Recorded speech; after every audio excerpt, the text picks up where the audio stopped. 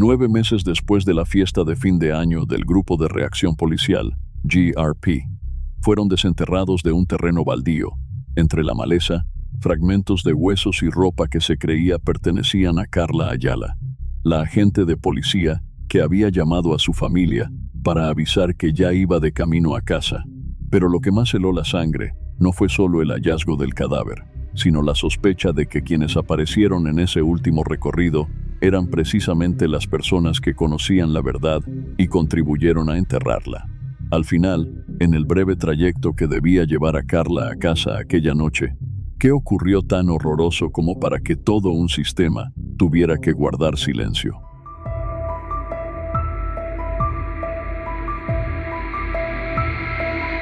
Pero durante muchos meses había sido mencionado en susurros cargados de miedo.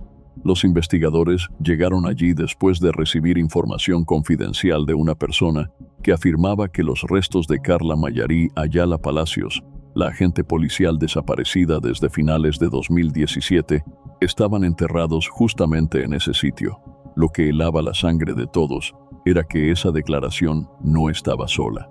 Otros testigos también comenzaron a hablar de un cementerio secreto en la zona del Bajo Lempa, donde se sospechaba que algunos miembros del GRP habían ocultado cadáveres en secreto, como si con enterrarlos profundamente bastara para sepultar también la verdad. La excavación comenzó en una atmósfera tan pesada que resultaba asfixiante. Nadie hablaba mucho. Cada palada que se hundía en la tierra seca y endurecida sonaba opaca y pesada, como si golpeara directamente el corazón de quienes estaban de pie alrededor. Luego, a menos de un palmo de profundidad, apareció una señal extraña. Primero fue un trozo de tela mezclado con la tierra. Después, un pequeño fragmento de hueso. Toda el área quedó casi en absoluto silencio. Un policía que estaba junto al hoyo de excavación se quitó lentamente el casco de protección, miró hacia abajo y pronunció la frase que nadie quería oír, pero que todos entendían. Podría ser que hubieran encontrado a Carla. La noticia se difundió casi de inmediato. La escena fue acordonada. Los equipos forenses, los fiscales y los especialistas del Instituto de Medicina Legal llegaron rápidamente al lugar. Cada procedimiento fue realizado con extremo cuidado, hasta en el más mínimo detalle, porque todos sabían que esto no era solo una excavación cualquiera. Los restos hallados ya no estaban intactos, pero cerca de ellos había fragmentos de ropa y objetos personales que coincidían con lo que Carla llevaba consigo la última noche en que fue vista después de la fiesta navideña de su unidad. Y fue precisamente en ese instante cuando el caso pareció cambiar por completo de tono. Ya no era solo la historia de una agente policial desaparecida sin dejar rastro. Empezaba a revelar el verdadero rostro de un secreto enterrado durante demasiado tiempo. El silencio sospechoso, el miedo que se infiltraba dentro de la institución y las manos que intentaron ocultar lo más terrible justamente en el lugar que, en teoría, debía proteger a las personas. Carla Mayarí Ayala Palacios nació en 1977 en El Salvador. A los 21 años, se graduó de la Academia Nacional de Seguridad Pública e ingresó a la policía, eligiendo un trabajo que no era nada fácil para nadie, y menos aún para una mujer. Para el momento en que ocurrió el caso, Carla trabajaba en la unidad disciplinaria de Apopa de la Policía Nacional Civil. Quienes la conocieron siempre la recuerdan como una mujer muy apegada a los principios, firme y que hacía todo hasta el final. Carla respetaba la disciplina casi de manera absoluta, y en más de 19 años dentro de la institución, dedicó casi toda su juventud a ese uniforme. En 1998, Carla conoció a Lucio Guevara, un oficial de policía encargado de investigar a las pandillas criminales. De esa relación nacieron sus 2 hijos. Para 2017, los hijos de Carla tenían 15 y 18 años. En esa casa también vivía la madre de Carla. Era una familia muy común, con voces de adultos, voces de hijos y rutinas cotidianas que hacían pensar a cualquiera que el día de mañana sería igual que el de hoy. Nadie imaginaba que una sola noche de fin de año sería capaz de desviar todo. La noche del 28 de diciembre de 2017, el Grupo de Reacción Policial, conocido comúnmente como GRP, organizó una fiesta navideña. Ese día, Jenny de Los Ángeles Rosales, fue invitada por su mejor amigo, Julio César Flores Castro, también conocido como Ernesto. En ese momento, Ernesto era el jefe del GRP. Jenny no quería ir sola, así que invitó a Carla Ayala a acompañarla. Esa tarde, Carla llamó a Lucio, el padre de sus hijos, para avisarle que asistiría a aquella fiesta de fin de año. En ese momento, para Carla, solo era una reunión normal entre compañeros de trabajo. Pero a veces, la vida de una persona se parte en dos a partir de una decisión que parecía muy pequeña. Carla le dijo a Lucio que esa noche asistiría a la fiesta de fin de año del GRP. También habló con su madre, pero ella no quería que su hija fuera. Tal vez, en el corazón de esa madre, ya había pasado una sensación de inquietud muy difícil de nombrar. Pero Carla ya había aceptado ir con Jenny, así que no quería fallarle a su amiga. La fiesta estaba programada para las 6 de la tarde, aunque por algunos pequeños contratiempos en el camino, Carla y Jenny llegaron cuando ya eran alrededor de las 6:30. Al principio, todo transcurrió como en cualquier otra reunión de fin de año.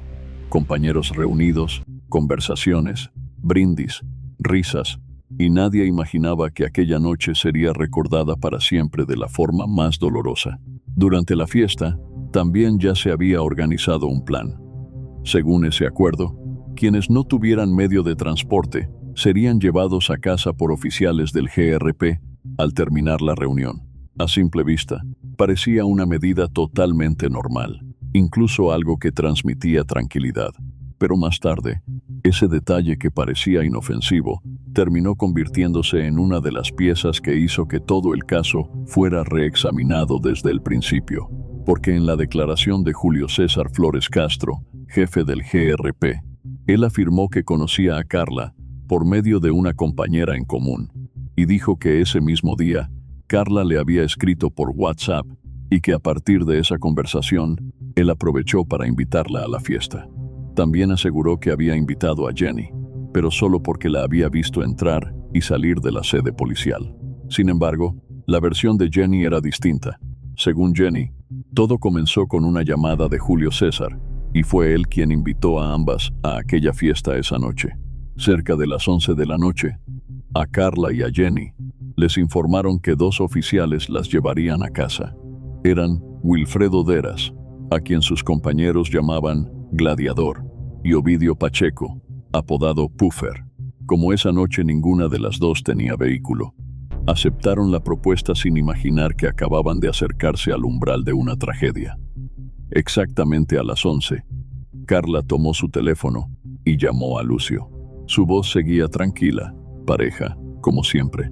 Carla solo dijo brevemente que dos compañeros de la unidad la llevarían a su casa en Apopa. No había pánico, no había quiebres en la voz, no había ninguna señal de que sintiera miedo.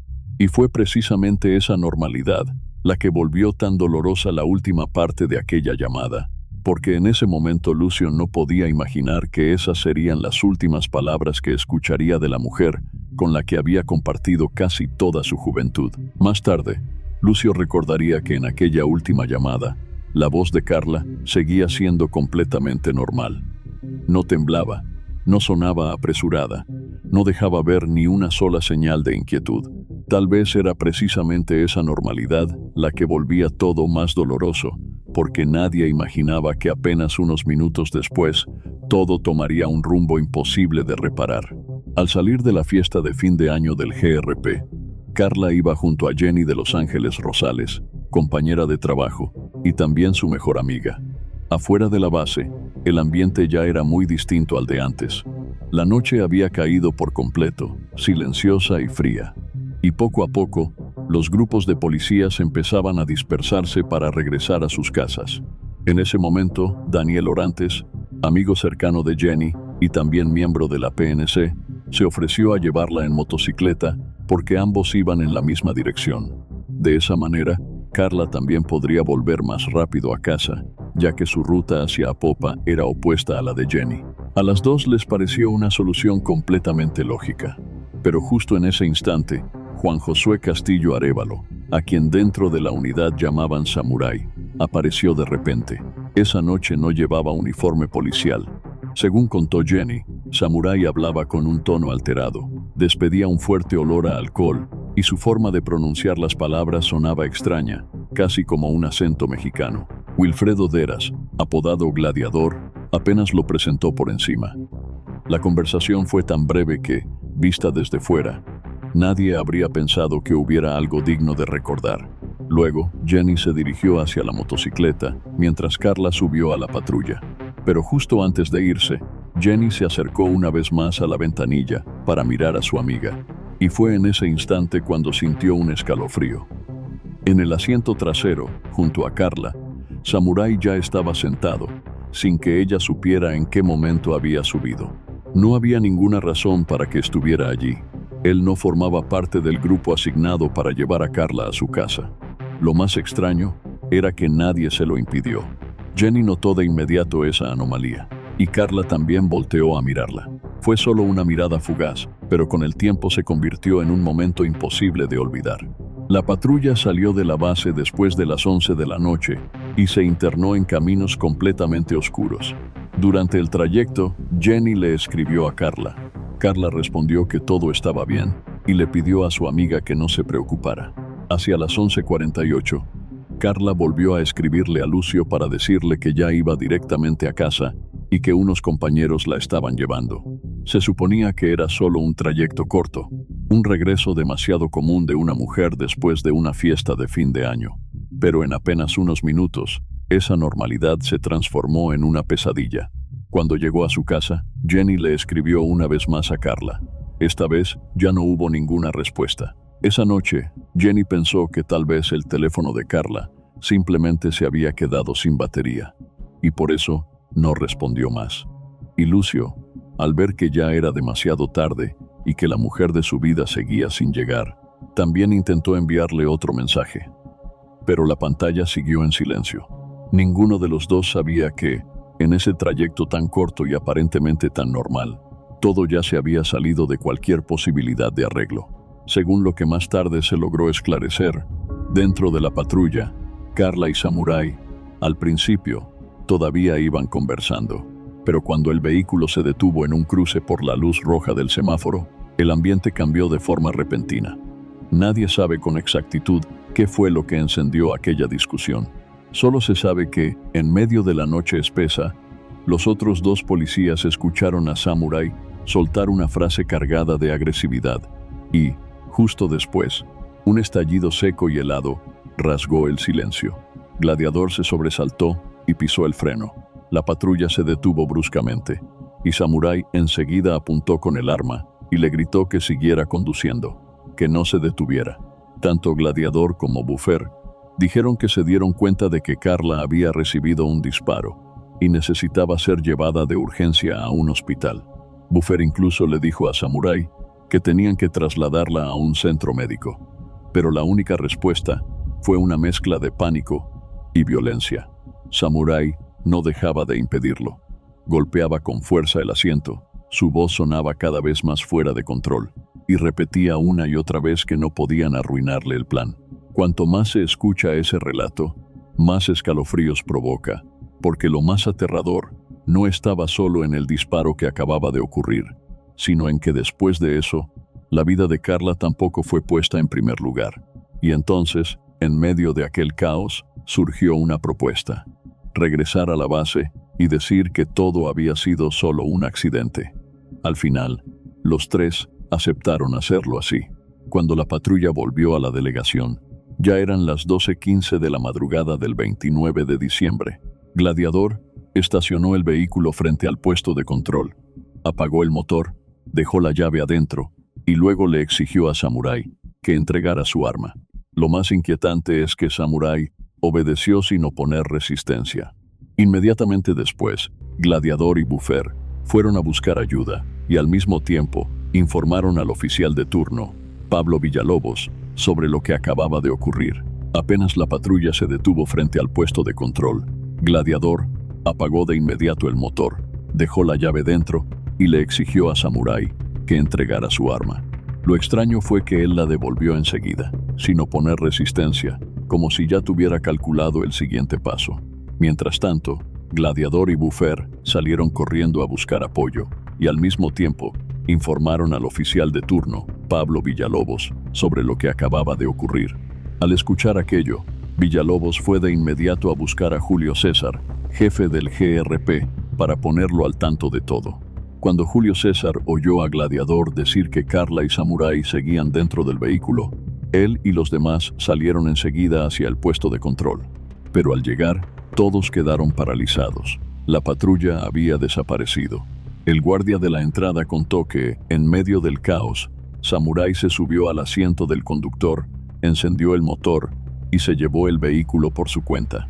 Julio César ordenó de inmediato que 3 patrullas salieran tras él y exigió que lo encontraran a toda costa. Gladiador y Buffer también iban en una de esas unidades. Sin embargo, apenas unos 15 minutos después, informaron por radio que le habían perdido el rastro. Todos se vieron obligados a regresar a la base, donde un grupo de oficiales ya se había reunido en la oficina para escuchar una explicación. Los 2 guardias de turno aquella noche declararon que no vieron a Carla dentro del vehículo, pero justo en el área frente al puesto de control quedó una mancha de sangre.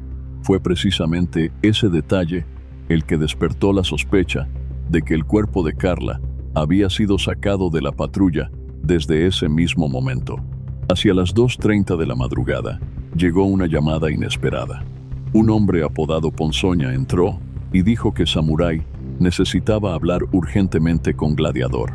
Julio César hizo una señal para que activaran el altavoz. Al otro lado de la línea, la voz de Samurai sonaba helada, escalofriante. Dijo que estaba en la zona oriental y que acababa de arrojar el cuerpo de Carla fuera de la patrulla. Luego añadió que no se preocuparan por él, porque iba a abandonar la unidad para que los otros 2 no tuvieran problemas. Sonaba como una frase para tranquilizarlos, pero en realidad parecía más bien la confesión fría de alguien que sabía perfectamente que acababa de arrancarle la vida a una mujer y que ahora buscaba la manera de borrar toda huella. Samurai dijo que dejaría la patrulla en el puesto de control. En ese mismo momento, Julio César empezó a movilizar gente con desesperación, preparando un grupo operativo para someterlo en caso de que realmente regresara. Hacia las 4:30 de la madrugada, Samurai apareció de verdad. Se acercó, entregó la llave a 2 policías que estaban de guardia y soltó con frialdad una frase, que ya no trabajaba más para esa unidad y que el vehículo se quedaba allí. La manera tan impasible en que lo dijo hizo que el ambiente de aquella madrugada se volviera todavía más pesado, como si para él todo lo ocurrido fuera apenas algo que podía sacudirse de encima y dejar atrás. Después de entregar la llave, Samurai se dio media vuelta y caminó directamente hacia la salida. Afuera, ya lo esperaban su hermano, Edgar Alonso Chavarría Castillo, y su cuñado, Edwin Isaac Esquivel Chávez, dentro de un sedán gris. Villalobos y su equipo estaban en ese momento a unos 25 metros de distancia. Apenas vio que Samurai se alejaba, Villalobos fue inmediatamente tras él. Cuando logró acercarse, lo detuvo y le dijo que ya sabía toda la verdad, que conocía también la gravedad de lo que acababa de pasar. Pero Samurai no tenía ninguna intención de detenerse. Respondió de forma breve que no iba a entregarse, y enseguida corrió hacia el auto que ya lo esperaba, como si la ruta de escape hubiera estado planeada desde mucho antes. Villalobos sacó su arma y disparó una vez contra el vehículo, con la esperanza de detenerlo, pero el sedán aceleró y escapó en medio de la oscuridad. Una patrulla salió de inmediato detrás de él. Los policías hicieron varios disparos más contra la carrocería, tratando de obligarlo a detenerse. Cuando el sedán redujo la velocidad en la rotonda del Árbol de la Paz, sobre el Boulevard de los Próceres, otro vehículo apareció de repente y se cruzó, bloqueando la persecución. Para cuando los agentes lograron acercarse y abrieron la puerta del auto para preguntar dónde estaba Carla, Samurai ya no se encontraba dentro. Había desaparecido como si se hubiera fundido con la noche, dejando detrás una pregunta que perseguiría a todos durante muchos meses. En ese corto lapso de tiempo, ¿qué había hecho con Carla? ¿Y cuántas personas más lo ayudaron a desaparecer de la vista de todos? Al principio, Gladiador le había dicho a Samurai que no huyera en la patrulla porque ese vehículo tenía GPS. Pero cuando comparecieron ante la fiscalía, la versión cambió. Dijeron que la patrulla no tenía GPS, Era solo un detalle, pero bastaba para que todo resultara sospechoso. Cuando los relatos empiezan a desviarse en puntos tan concretos como ese, se entiende que en este caso todavía había muchas cosas que no se habían dicho. En ese momento, ya habían pasado más de 8 meses desde el día en que Carla Mayarí Ayala Palacios desapareció. Para muchos dentro de la policía, su caso se había convertido en una herida abierta que, cuanto más tiempo pasaba, más dolía. La investigación estaba estancada.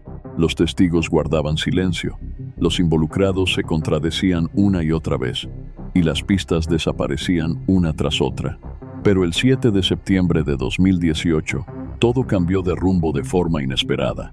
Los investigadores recibieron una fuente confidencial que indicaba que los restos de Carla podrían haber sido enterrados en un pequeño terreno escondido entre maleza y arbustos en Los Hornos, dentro de San Francisco Javier, en el departamento de Usulután. Y desde ese momento, la búsqueda comenzó a acercarse a la parte más dolorosa de la verdad. A partir de aquí, el caso de Carla Ayala dejó de ser solo la historia de una mujer que desapareció después de una fiesta de fin de año. Empezó a revelar otra zona oscura, todavía más aterradora: corrupción interna, encubrimiento y miedo infiltrado dentro de una institución que, en teoría, debía proteger a la ciudadanía. Surgieron sospechas de que, mientras coordinaban con la fiscalía, algunas personas dentro de la policía filtraron información de la investigación. La orden de incautar los teléfonos de todos los involucrados tampoco se ejecutó de manera completa. La cooperación, que ya era escasa, terminó haciendo que el camino para conseguir justicia para Carla fuera aún más lento y más pesado. Después de una investigación prolongada, 9 policías y 4 civiles fueron arrestados por presuntamente haber ayudado en la fuga y en el ocultamiento del paradero de Juan Josué Castillo Arévalo, conocido como Samurai, principal sospechoso del asesinato de Carla. Más adelante, 9 de ellos fueron condenados a prisión y obligados a pagar una indemnización civil a la familia de la víctima. Aún así, algunos nombres como Julio César Flores Castro, Salvador Enrique Chávez, Víctor David Castillo Campos y Joel Isaac Castillo Arévalo fueron absueltos. En cuanto a Samurai, el hombre que permaneció desaparecido durante años, finalmente fue condenado en ausencia por un tribunal penal de El Salvador el 4 de junio de 2024. 50 años de prisión, una indemnización de $50,000 y la obligación de ofrecer una disculpa pública. Antes de eso, hubo rumores de que ya había muerto, y también personas que decían que estaba escondido en México. Más recientemente, la prensa local incluso informó que Samurai podría haber sido capturado en Estados Unidos, pero hasta ahora, las autoridades no lo han confirmado. Y como si todo eso no fuera suficiente, en marzo de 2024, Samurai recibió además otra condena de 60 años de prisión por otros 2 homicidios ocurridos en San Francisco Javier, Usulután, entre 2016 y 2017. Eso vuelve su nombre todavía más escalofriante, porque detrás del caso de Carla, tal vez nunca hubo un solo crimen aislado. Las informaciones que aparecieron después hicieron que el caso resultara aún más inquietante. Samurai no solo era un policía, sino que además se le atribuían vínculos con un grupo que mataba personas en las sombras. Eso hizo que muchos comprendieran que la tragedia de Carla no estaba solo en la noche en que desapareció, sino también en el hecho de que el mal había existido durante demasiado tiempo, precisamente dentro del lugar que se suponía debía proteger a los demás. El 21 de septiembre de 2018, los restos de Carla Ayala fueron sepultados en un cementerio privado en San Salvador. Después de más de 9 meses en una fosa secreta, por fin fue llevada a su lugar de descanso final.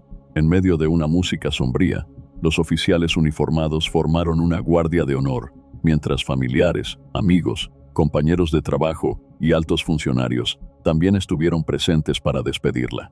Pero en medio de aquella atmósfera solemne, todavía había un detalle que dejaba a cualquiera con un nudo en la garganta. Hubo información que señalaba que más de 100 policías fueron desplegados para proteger el funeral de Carla. Estuvieron allí en gran número el día en que ella fue enterrada. Lástima que el día en que Carla desapareció, esa mujer no fue protegida de la misma manera.